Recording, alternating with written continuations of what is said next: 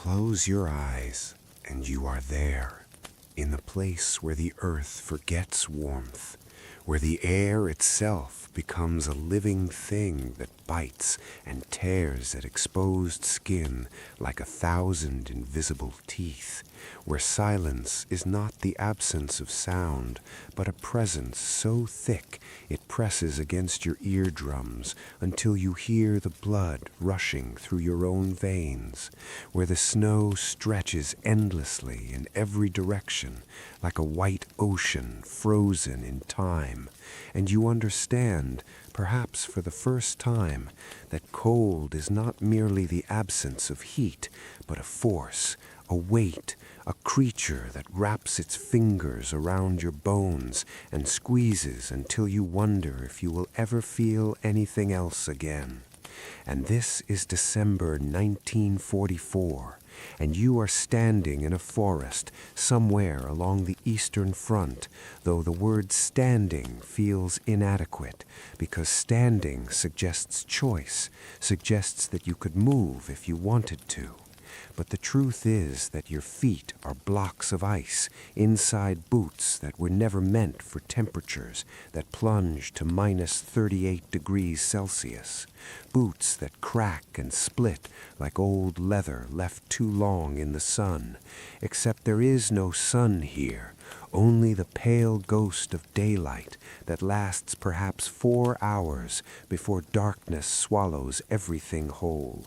And you are 23 years old, though you feel ancient, though your hands are the hands of someone who has lived 100 winters, and your name doesn't matter, because names are luxuries here. But if pressed, you might whisper Alexei, a name your mother gave you in a village so far from this frozen hell that it exists now only in the warm corners of memory. A place where she would knead bread with flour-dusted hands while sunlight pooled on wooden floors, where your father would return from the forest with an axe slung over his shoulder and sawdust caught in his beard like golden snow,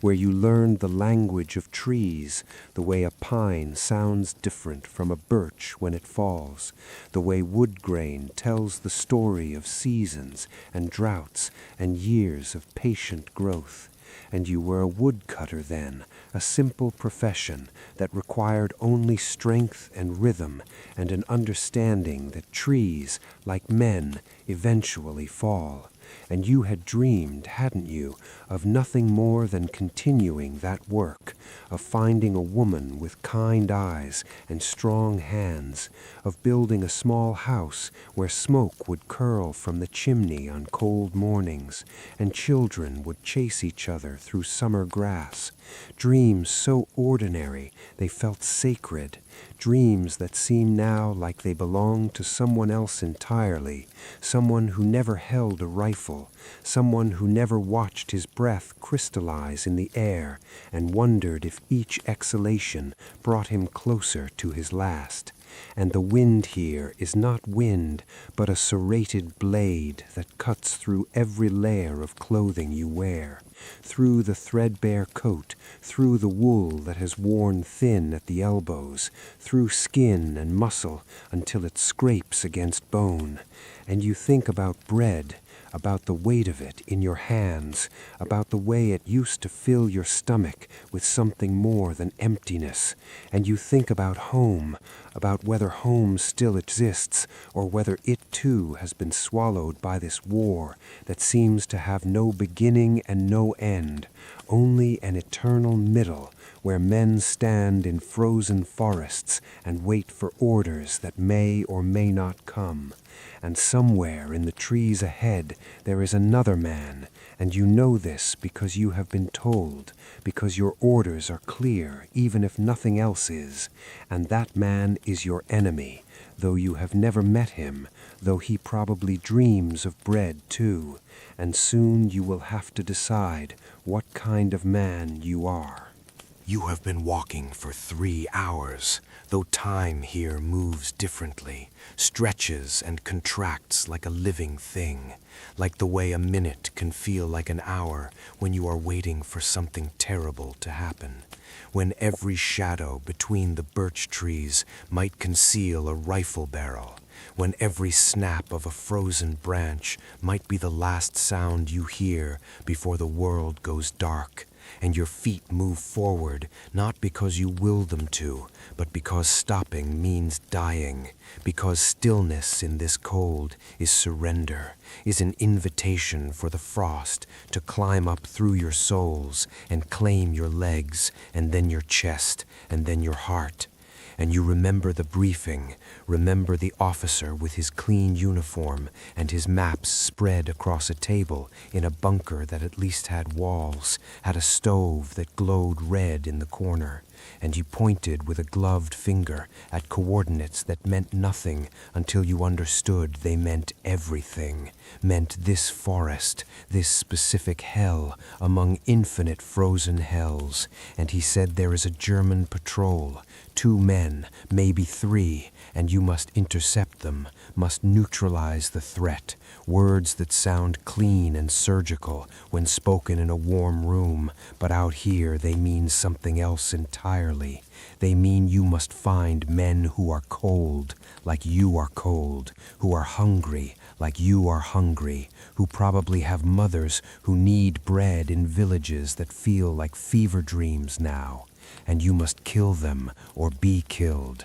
and the mathematics of survival are simple, even when the morality is not. And in your pack there are 4 things: a canteen frozen solid despite being tucked against your body, a photograph of your family so worn the faces have begun to blur, 3 rounds of ammunition because bullets are precious and you are not, and half a loaf of black bread wrapped in cloth, bread that is hard as stone now, that you have been saving for 2 days because hunger is a constant companion, but starvation is patient, can wait. And you think about Katja, the girl from the village whose hair caught sunlight like wheat catches morning dew, who smiled at you once at the harvest festival and made your heart stagger in your chest like a drunk man on cobblestones, and you had planned to speak to her father when you returned from the work season, had planned to present yourself as a man of steady hands and honest labor, had planned a future that included a wooden table and children and the simple rhythms of life that men like you are supposed to inherit. But the war came like a thief in the night and stole all the plans everyone ever made. And now Katja exists only in memory, only in the idea of what might have been if the world had been kinder, if borders meant less than human lives, if old men in distant capitals cared more about woodcutters and farmers and the girls who smile at harvest festivals. And the trees here are different from the trees at home, are twisted by wind and cold into shapes that suggest suffering, that lean away from the north as if trying to escape. And you understand that impulse, that desperate lean toward anything that might offer warmth or mercy. And your hands are numb inside gloves that have holes in 3 fingers, and you flex them periodically to make sure they still work, still remember how to grip, because if you meet the enemy, your life will depend on fingers that can pull a trigger, on nerves that can still send signals through flesh that feels more like wood than skin. And you wonder what kind of God allows this, what kind of universe demands that young men freeze in forests to kill other young men who are also freezing, what cosmic equation requires this particular mathematics of suffering. And ahead through the trees you see movement, just a flicker, just a shadow that might be a deer or might be a man, and your heart begins to hammer against your ribs like something trying to escape, and you drop low behind a fallen log whose bark is covered in frost that looks like lace, like something delicate and beautiful, and you wait, because waiting is what soldiers do, because war is mostly waiting, punctuated by moments of terror, so pure they burn themselves into memory like brands, and you can see him now. You can see him now, the enemy, though that word feels too large for what you are looking at, too grand for the figure that moves between the trees like a ghost, like something that might disappear if you blink. And he is alone, which surprises you because the briefing said 2 men, maybe 3, but here is only 1, a single silhouette against the white landscape, and he moves slowly, carefully, the way a man moves when every step might be his last, when the snow beneath might conceal a root or a hole or a mine. And you can see that he is struggling, that his gait is uneven, that he favors his left leg as if the right one pains him.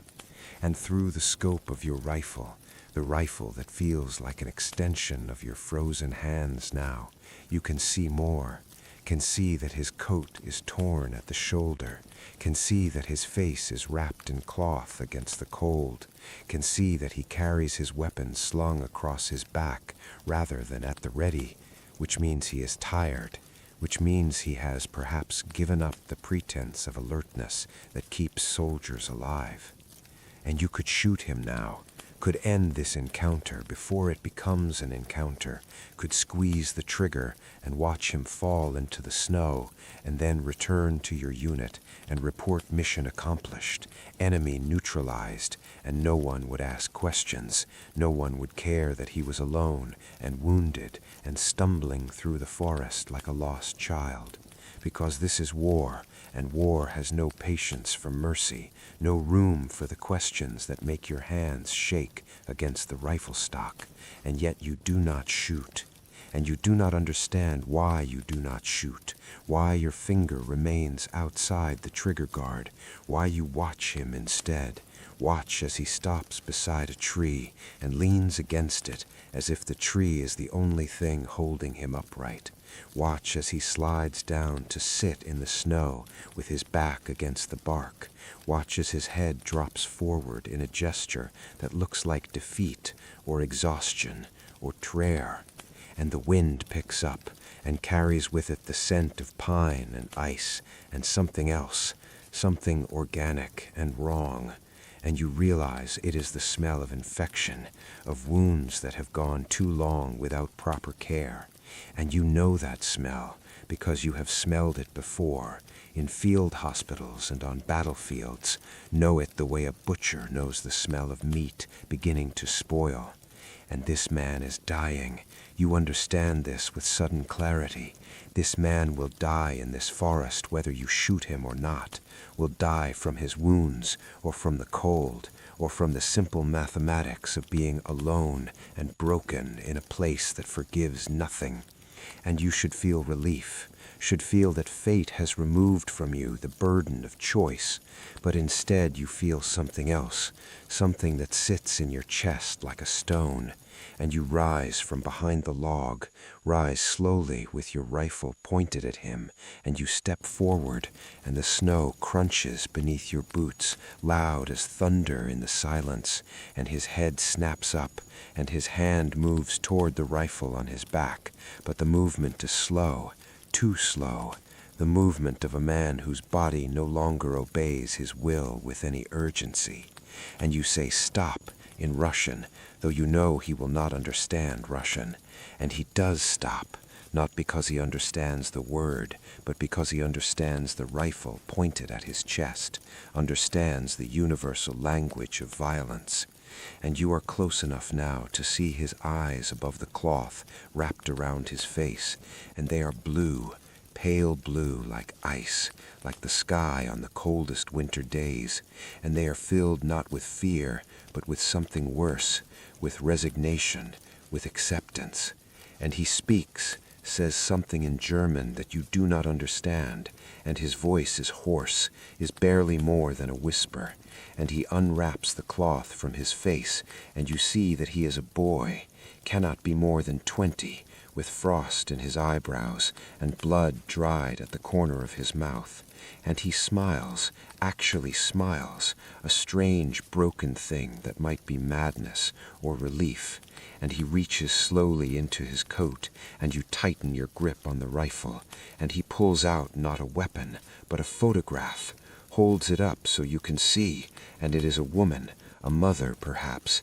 standing in front of a house with flowers in the window boxes, and he says something else, something soft, and then he reaches into his pack and pulls out bread, dark bread, like yours, and he breaks it in half and holds one half toward you.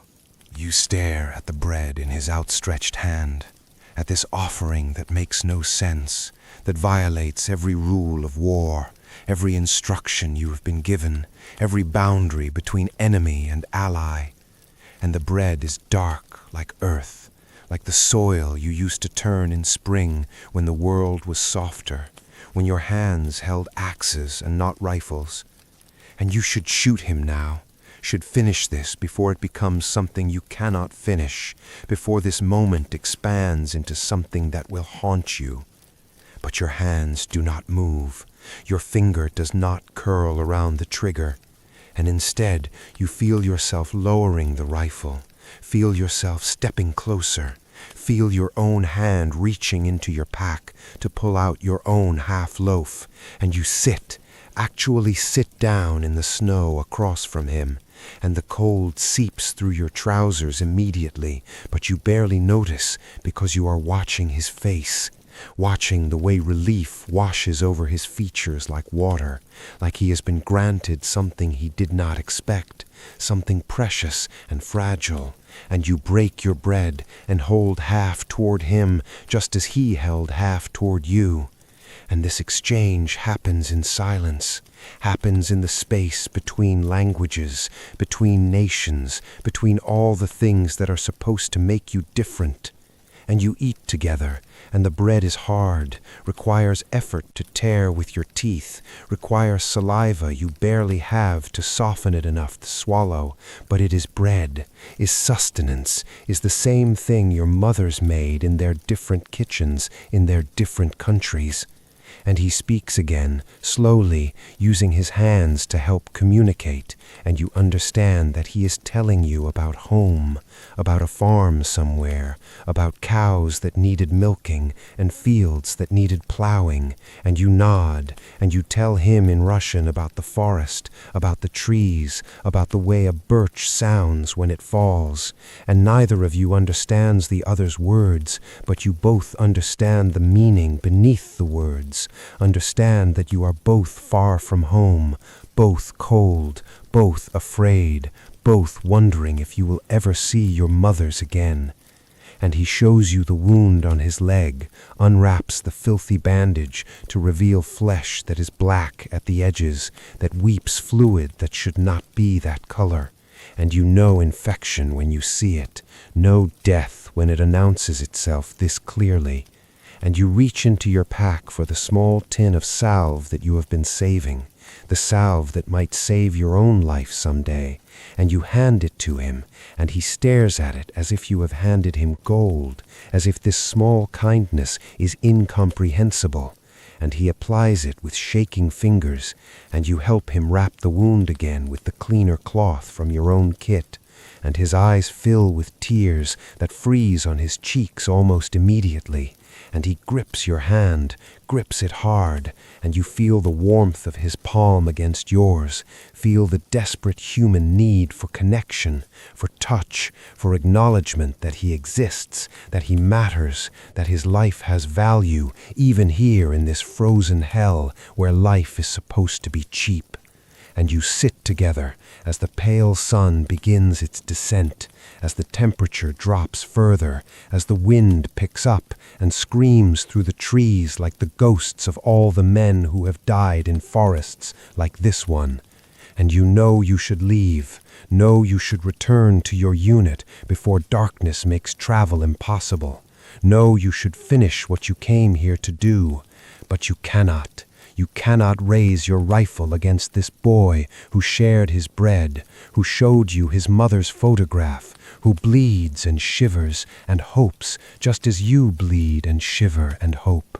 And so you make a choice, the kind of choice that will define you, that will sit in your chest for the rest of your life like a second heart. And you stand, and you help him stand, and you point east, away from your lines, away from the direction he was heading, and you give him your canteen even though it is frozen, give him the rest of your bread, give him a chance, and he understands, and he grips your shoulders, and he presses his forehead against yours in a gesture that transcends culture, that speaks of gratitude and sorrow and the recognition that you have both been made into something you never wanted to be.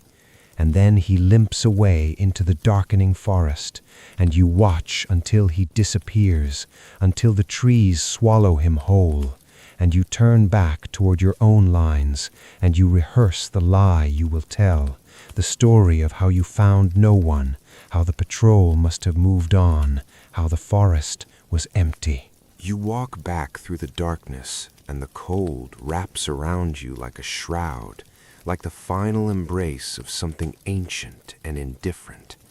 And each step away from that clearing feels like a step away from yourself, from the person you were before you sat in the snow and broke bread with a dying boy whose name you will never know, whose face will visit you in dreams for decades, whose blue eyes will become a permanent resident in the gallery of your memory.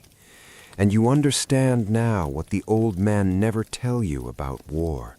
that the killing is not the hardest part, that the hardest part is the moment when you recognize your enemy as yourself, when you see in his face the same fear and longing and desperate hope that lives in your own chest, when you understand that the border between you is nothing but lines on maps drawn by men who will never stand in frozen forests, who will never have to choose between duty and humanity, between orders and conscience.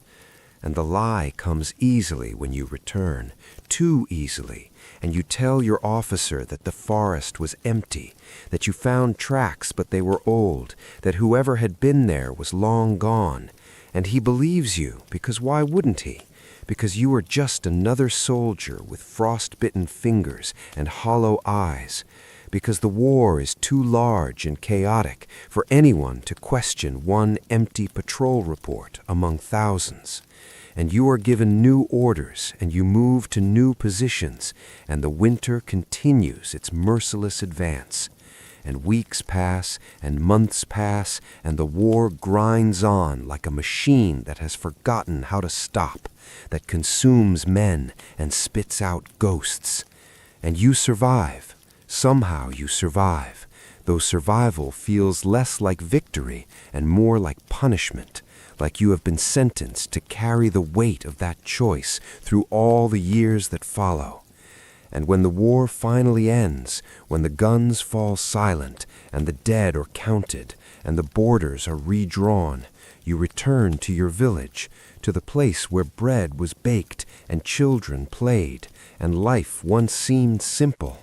But you are not the same man who left. You are hollowed out, are a shell that looks like Alexei but contains something else, something that understands too much about what humans can do to each other, about the machinery of hate, about the way good men can be made to commit atrocities in the name of flags and nations and ideas that dissolve like smoke when held up against the reality of a boy bleeding in the snow.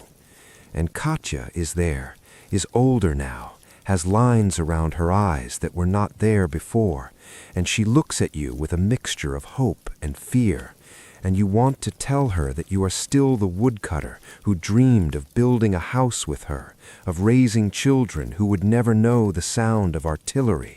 But the words stick in your throat because you know you are lying, know that the woodcutter died in that forest, was replaced by someone who understands that every choice carries weight, that mercy can be as heavy as violence, that saving one life when you are ordered to take it is a betrayal and a benediction. and you marry her anyway, and you build the house, and you return to the trees, to the rhythm of the axe and the fall of timber, and you never speak of the war, never tell anyone about the bread shared in the snow, about the boy with blue eyes who limped away into the darkness,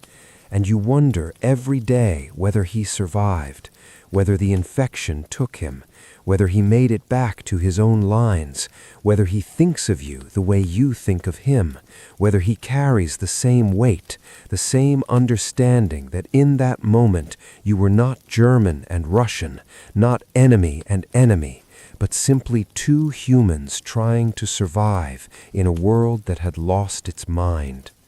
And the years pass, and your children are born, and they grow up in a world that is rebuilding, that is trying to forget, that wants to move forward, and they ask you about the war, and you tell them nothing, tell them only that it was cold, that men died, that you were lucky. And they accept this because children always accept what their fathers tell them, because they cannot imagine what you have seen, what you carry.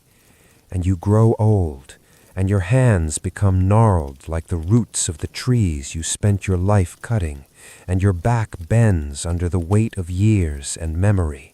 And still you think of him, still you see those blue eyes in quiet moments, in the space between waking and sleeping. And you understand finally that what you did in that forest was not weakness, was not betrayal, was perhaps the only truly human thing you did in 5 years of inhumanity, that in choosing mercy over duty, you saved not just his life, but your own soul,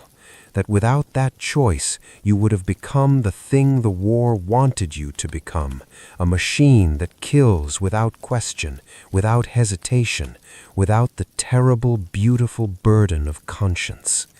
And now you are 70, and the snow falls outside your window, falls soft and quiet like it did that day, and you sit by the fire, and you hold a piece of bread in your weathered hands, and you remember, and you hope that somewhere, in some village in a country you will never visit, an old man sits by his own fire and remembers too,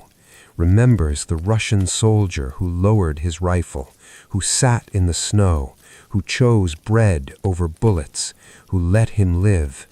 And you hope he tells his grandchildren, not about the war, not about the horror, but about the moment when humanity survived in the least human of places, when two enemies became briefly brothers, when the simple act of sharing bread became an act of rebellion against the machinery of death.